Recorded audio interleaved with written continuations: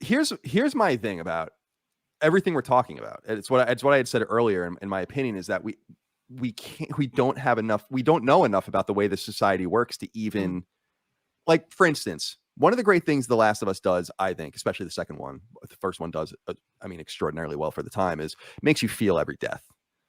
If you're strangling a dude and he's gurgling and reaching for your arm and you're beating him with a 2x4 and it's like really heinous stuff, which I think is all part of it as well.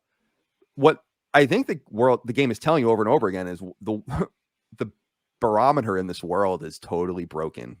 And you wonder, and in my mind, I was playing around with these ideas of like, what does Fedra's courts look like? It actually reminded me a little bit of, I don't know if you guys watch or have read The Handmaid's Tale, but it reminds me a little bit of that, of Margaret Atwood and the Hulu show, in the sense that we only see a small portion of their country and it's orderly.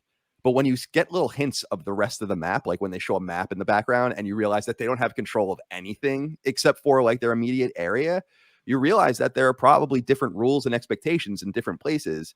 And you can imagine that Fedra is a fascist dictatorship with kangaroo courts and people are regularly getting away with whatever they want. And we also don't have the barometer to set by which the things that, like, I would argue that there's almost no doubt that the things Joel did in that 20-year period are way, way, way, way worse than anything you see in this game. And not knowing that, because just the inclination, imagine being suggested, like, we saw how it all went down, right? Joel and his brother running away with the daughter in the van. People are dying left and right. This is immediately when it happened. Imagine surviving that for 20 years. And then what that might say about you, your expectations, the ability of you to get things done, and like what that means for consent, what that means for violence. I'm sorry. A lot of it. Oh, go ahead, Rick. No, I was going to say is so I don't disagree, but I think the argument in terms of philosophy is a little bit misplaced, which is good and bad don't change in the apocalypse. It's just that good dies off. We're talking about who survives, right? And we're talking about various degrees of bad, and you can maybe justify a lesser degree of bad over a higher degree of bad in that apocalypse. But overall, what Colin's saying is correct. That's why we like apocalypse stories, is the breakdown and what it means. But ultimately, everybody, as compared to a modern society, is bad.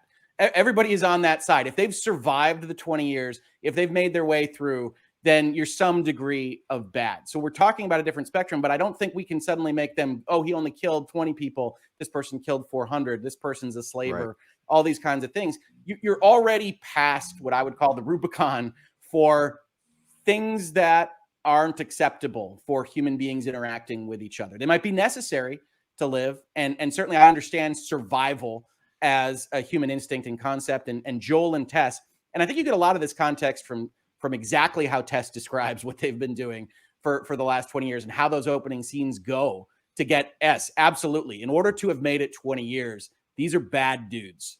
And that's okay if living is your highest kind of function. I don't think I would survive an apocalypse. I'm not going to do these things. Like somebody's going to shoot me and take my can of Oh my God, I'd be dead in probably 5 seconds. Yeah. Although I'd like to think that I'd be like out there like it's Red Dawn, the Chinese, the Chinese invade and I'm out there with my rifle and I'm fucking going ham. But no, but, they're gonna come arrest me and throw me in a gulag. Yeah, exactly. No, I don't have any kind of misconceptions about this, right? I talk into a microphone. I do law. Okay, going to have limited use cases in a zombie or cordyceps apocalypse. So I get that. But when we talk about good and evil, it doesn't functionally change because of your circumstance. It just becomes a little bit easier to excuse or justify.